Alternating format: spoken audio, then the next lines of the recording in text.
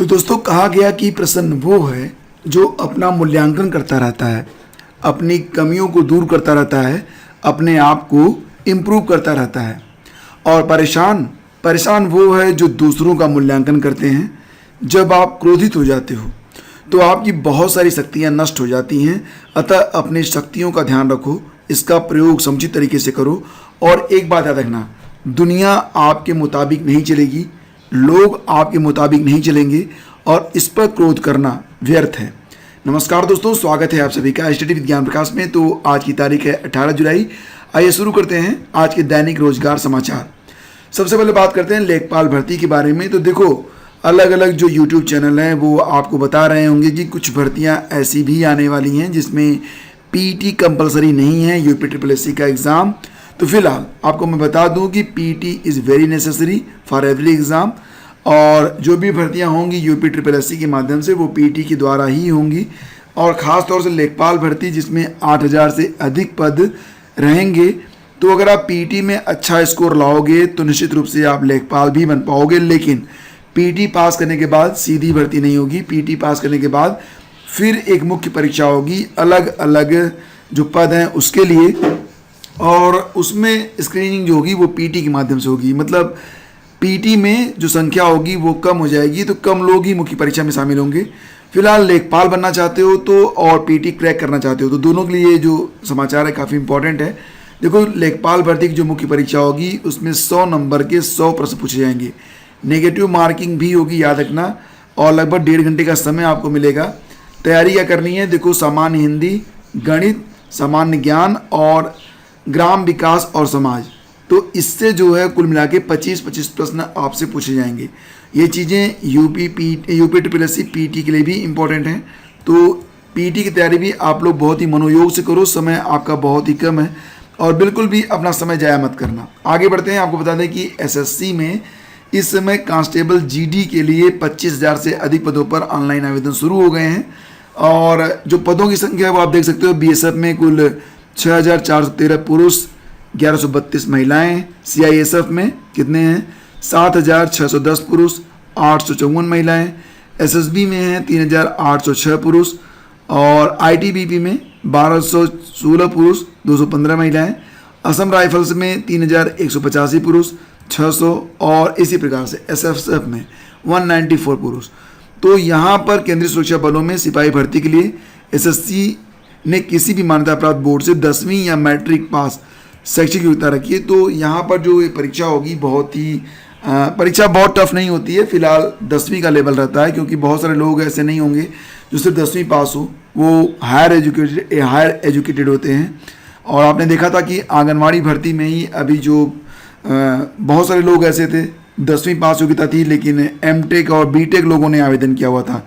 तो निश्चित रूप से ये जो प्रतियोगिता होती है इसी वजह से बढ़ जाती है, क्योंकि आगे चलकर इसमें बहुत ही क्वालिफाइड लोग और बड़ी बड़ी परीक्षाओं की तैयारी कर रहे जो लोग होते हैं वो पार्टिसिपेट करते हैं। तो निश्चित रूप से जो लेवल होता है बहुत ही हाई हो जाता है।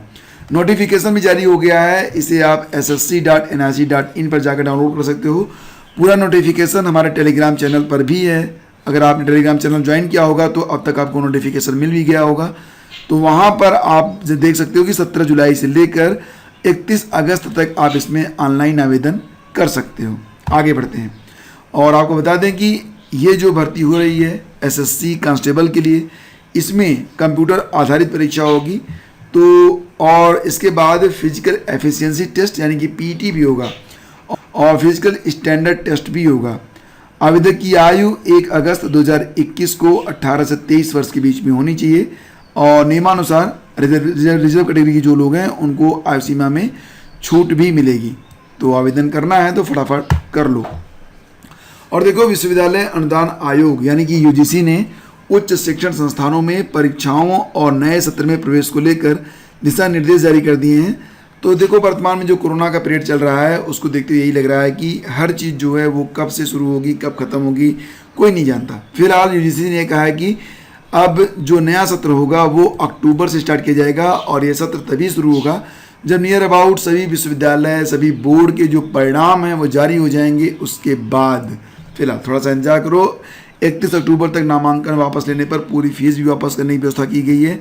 और 31 दिसंबर तक एडमिशन रद्द कराने पर 1,000 रुपये की कटौती ही फीस में की जा सकेगी। तो मतलब कोशिश ये की जा रही है कि कोरोना के बीच में जो लोगों का पैसा है वो मतलब बचा रहे।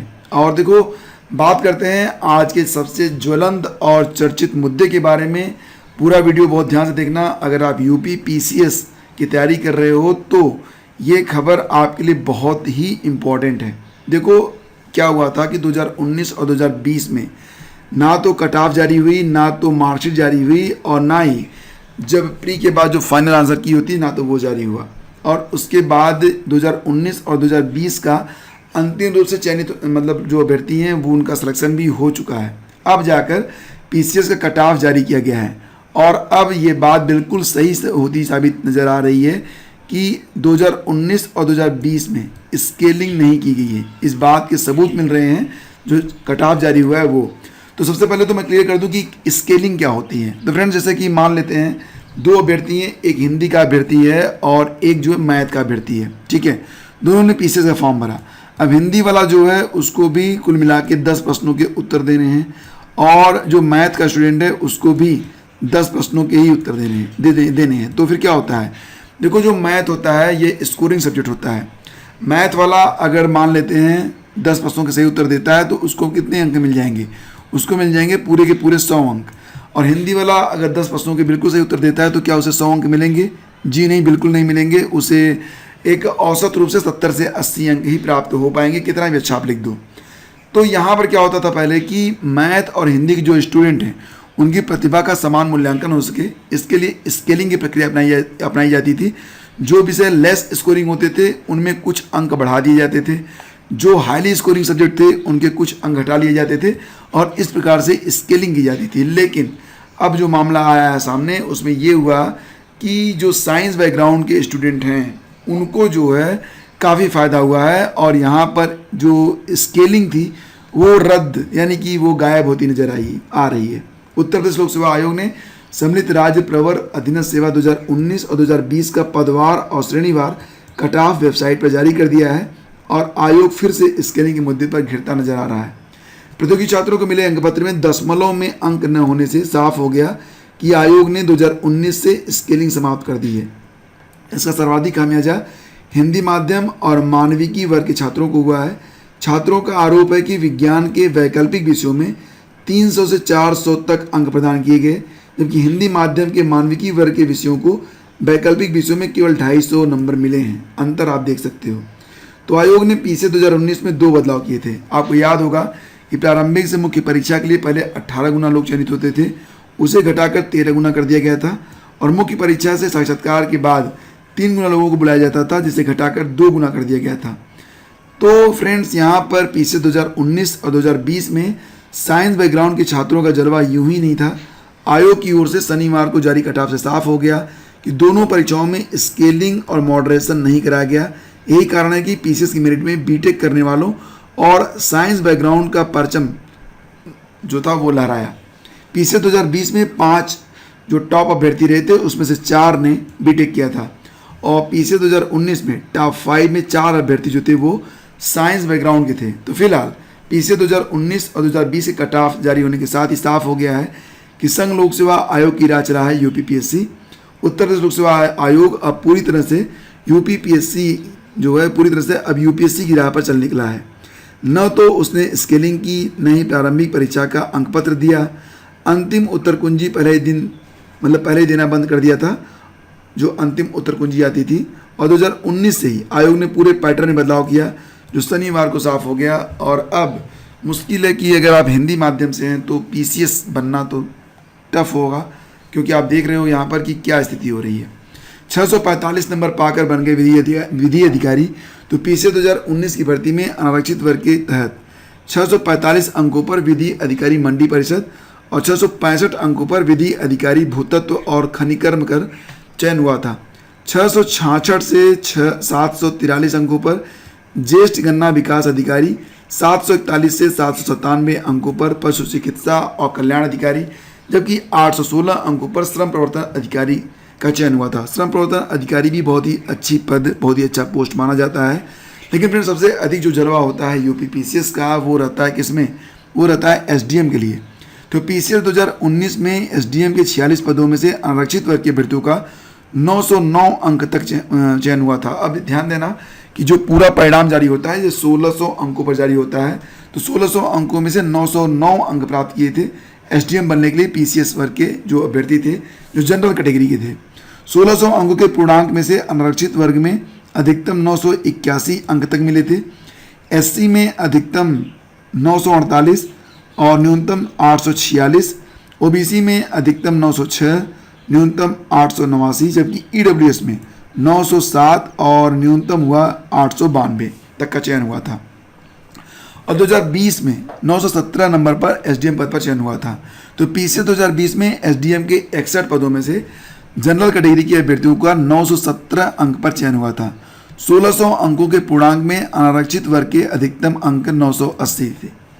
एससी में अधिकतम और न्यूनतम अंक अधिकतम रहे थे 926, न्यूनतम रहा था 844, एसटी में 945, ओबीसी में 905 मैक्सिमम, 881 मिनिमम, जबकि ईडब्ल्यूएस में 909 और 876 क्रम से अधिकतम और न्यूनतम रहे। एआरटीओ के 7 पदों पर आरक्षित वर्ग में अधिकतम और न्यूनतम 916 और 912 रहे। तो मिला जुलाकर यहाँ पर जो कट ऑफ है वो तो दिया गया है, लेकिन बात यहाँ पर ये हो रही है कि अगर स्केलिंग नहीं हो रही है तो जो हिंदी माध्यम के और मानविकी विषयों के जो स्टूडेंट हैं उनका जो चयनित होना है वो काफ़ी मुश्किल हो रहा है, क्योंकि आप यहाँ पर देख रहे हो कि टॉप 5 में 2020 में आप देख रहे हो कि 4 अभ्यर्थी जो थे वो साइंस बीटेक किए थे, और इसके बाद 2019 में भी आप देख रहे हो टॉप 5 में जो अभ्यर्थी थे वो साइंस बैकग्राउंड थे। तो साइंस बैकग्राउंड वालों को इसमें सीधे सीधे फ़ायदा अधिक हो रहा है। पीसीएस 2020 में सबसे कम 820 अंकों पर चयन हुआ था। तो अनारक्षित वर्ग में सबसे कम 820 अंकों पर चयन सांख्यिकी अधिकारी के 1 पद पर हुआ था। अनारक्षित वर्ग में 865 अंकों पर जिला दिव्यांगजन अधिकारी, 858 से 864 अंकों पर सहायक जिला रोजगार सहायता अधिकारी और 868 पदों पर जिला अल्पसंख्यक कल्याण अधिकारी का चयन हुआ था। और आयोग ने 2019 और 2020 प्री का अंक पत्र भी जारी नहीं किया है। 2018 परीक्षा तक आयोग कट ऑफ के साथ प्री का अंक पत्र भी अलग से जारी करता था। तो दोनों परीक्षा से संबंधित अभ्यर्थियों के सभी अनिवार्य और वैकल्पिक विषयों, प्रश्नपत्रों के प्राप्तांक और साक्षात्कार के प्राप्तांक तथा उनका कुल योग जो लागू हो परीक्षा में सम्मिलित सभी पदों पर चयन के बाद अंतिम चयनित अभ्यर्थियों के कट ऑफ 23 जुलाई तक वेबसाइट पर उपलब्ध रहेंगे। तो यहाँ पर देखो बेसिकली आपको क्या करना है कि यूपी पीसीएस अगर आपको क्रैक करना ही है तो आपको बहुत अधिक श्रम करने की आवश्यकता है। आपको बिल्कुल टू द पॉइंट ही चलना होगा, और साथ ही साथ ये भी है कि आपको फैक्ट को अच्छे से याद रखना होगा। लेकिन उसके बावजूद भी अगर स्केलिंग नहीं होती है तो साइंस के जो स्टूडेंट होंगे उनका फ़ायदा होता रहेगा। और देखो ये जो खबर है वो अलग अलग अखबारों में आई है। अभ्यर्थियों का दावा, मानविकी और हिंदी माध्यम वालों को नुकसान हुआ है। तो तमाम अभ्यर्थी इस बात का दावा कर रहे हैं। और पीसीएस 2020 के बारे में बात करें तो अधिकतम कट ऑफ 980 अंक, मैक्सिमम जो कैंडिडेट हैं वो मार्कशीट से संतुष्ट नहीं हैं। प्रतियोगी छात्र संघर्ष समिति के मीडिया प्रभारी प्रशांत पांडे ने सवाल उठाया है कि आयोग ने प्रारंभिक परीक्षा का अंक और कट ऑफ गायब कर दिया। आखिर आयोग की मंशा क्या है? पहले अंतिम उत्तर कुंजी बंद की और अब प्रारंभिक परीक्षा के प्राप्तांक और कट ऑफ अंक बंद कर दिए गए। वहीं मार्कशीट से स्पष्ट हो रहा है कि आयोग ने स्केलिंग नहीं की, जिससे मानविकी विषयों और हिंदी माध्यम वाले अभ्यर्थियों का सर्वाधिक नुकसान हुआ है। तो यहाँ पर मैं यही कहना चाहूँगा, फिलहाल अगर आपकी परीक्षा है 24 अक्टूबर को तो बिल्कुल अपना जो मोरल है उसको हाई रखना, इन खबरों से विचलित बिल्कुल मत होना, क्योंकि अगर आप विचलित हो गए तो आपका ही नुकसान होना है। तो अपने आप का जो है जो मेंटल स्टेटस है उसको बिल्कुल हाई रखो, मोटिवेटेड रहो। और देखो स्थितियाँ जो होती हैं वो बदल भी सकती हैं। 2019-20 में जो हुआ वो 2021 में हो ज़रूरी नहीं है, क्योंकि अभ्यर्थियों को कट ऑफ लिस्ट मिल गई है, वो अपनी बात भी सामने रखेंगे। हो सकता है कि आगे चलकर कुछ अच्छी चीज़ें भी सामने आएँ। याद रखना कि लड़ाई को पहले छोड़कर कभी भी जाना नहीं चाहिए। आपको अपनी लड़ाई अपनी अंतिम सांस तक लड़ना चाहिए, ठीक है? तो बने रहो और पढ़ाई करते रहो, बिल्कुल भी डिमोटिवेटेड मत होना, मैं फिर से कह रहा हूँ। आगे बढ़ते हैं। आपको बता दें कि उत्तर प्रदेश राजर्षि टंडन मुक्त विश्वविद्यालय के सभी पाठ्यक्रमों के 60,000 परीक्षार्थी परीक्षा में शामिल होंगे। अंतिम वर्ष और सेमेस्टर की परीक्षाएं 3 अगस्त से हो रही हैं। इसका जो विस्तृत कार्यक्रम है वो जारी कर दिया गया है। तो इसके लिए आप उत्तर प्रदेश राजर्षि टंडन मुक्त विश्वविद्यालय की वेबसाइट पर विजिट कर लेना, आपको वहाँ पर इसका टाइम टेबल मिल जाएगा, या फिर आओ हमारे टेलीग्राम चैनल पर, वहाँ पर भी आपको पूरा का पूरा जो मतलब टाइम टेबल है वो उपलब्ध करवा दिया गया है। और देखो, पूर्वांचल विश्वविद्यालय ने रोका 78 बीएड कॉलेजों का रिजल्ट। तो पूर्वांचल विश्वविद्यालय ने प्रैक्टिकल परीक्षा और सेशनल मार्क का डिटेल उपलब्ध नहीं कराने वाले 5 जनपद के 78 बीएड कॉलेजों का रिजल्ट रोक दिया है। मूल्यांकन के बाद विश्वविद्यालय प्रशासन ने रिजल्ट तो तैयार करा लिया, लेकिन प्रायोगिक परीक्षा का अंक नहीं मिलने के कारण इन कॉलेजों का रिजल्ट रोक दिया गया है। बीएन सिंह ने कहा कि केवल 224 कॉलेजों ने ही प्रायोगिक परीक्षा का नंबर उपलब्ध कराया था, जिसके चलते उनका परिणाम घोषित कर दिया गया। शेष 78 महाविद्यालयों का परिणाम रोक दिया गया है। प्रैक्टिकल का अंक मिलने के बाद उनका भी रिजल्ट जारी कर दिया जाएगा। तो ये जो विश्वविद्यालय हैं वो जौनपुर, गाजीपुर, मऊ, आजमगढ़ और प्रयागराज हंडिया समेत कुल 302 बीएड कॉलेज हैं। और फ्रेंड्स, यूपी में भी इस साल कांवड़ यात्रा नहीं होगी। तो उत्तर प्रदेश सरकार ने कोविड की तीसरी लहर के खतरे को देखते हुए कांवड़ यात्रा रद्द करने का निर्णय लिया है। मेरठ, सहारनपुर मंडल के कांवड़ संघों ने प्रशासन को लिखित में कहा है कि वो कोरोना संक्रमण के चलते कांवड़ यात्रा नहीं निकालेंगे, अलबत्ता जलाभिषेक कोविड गाइडलाइन का पालन करते हुए ही होगा। तो यात्रा को लेकर कांवड़ संघों की तैयारी को देखते हुए मुख्यमंत्री योगी आदित्यनाथ ने अपर मुख्य सचिव गृह अवनीश कुमार अवस्थी और डीजीपी मुकुल गोयल को कांवड़ संघों से बातचीत करने का निर्देश दिया था। फिलहाल यह एक अच्छा निर्णय लिया गया कि कोरोना काल में कांवड़ यात्रा, वैसे भी उन सारी चीज़ों से हमें बचना है जो कि एक ग्रुप बनाते हैं और बीमारी फैलने का खतरा है। जीवन आपका सबसे ऊपर है और उसके बाद हर बात आती है। तो फिलहाल फ्रेंड्स, 18 जुलाई के करंट अफेयर भी आप जरूर देख लेना, इससे आपको अभी बहुत अधिक फायदा होने वाला है। आने वाली पीटी की परीक्षा में, यूपी पीसीएस की परीक्षा में, आरओ एआरओ की परीक्षा में, एसएससी वगैरह की तैयारी कर रहे हैं तो ये सारे जो प्रश्न हैं आपके लिए बहुत ही उपयोगी रहेंगे।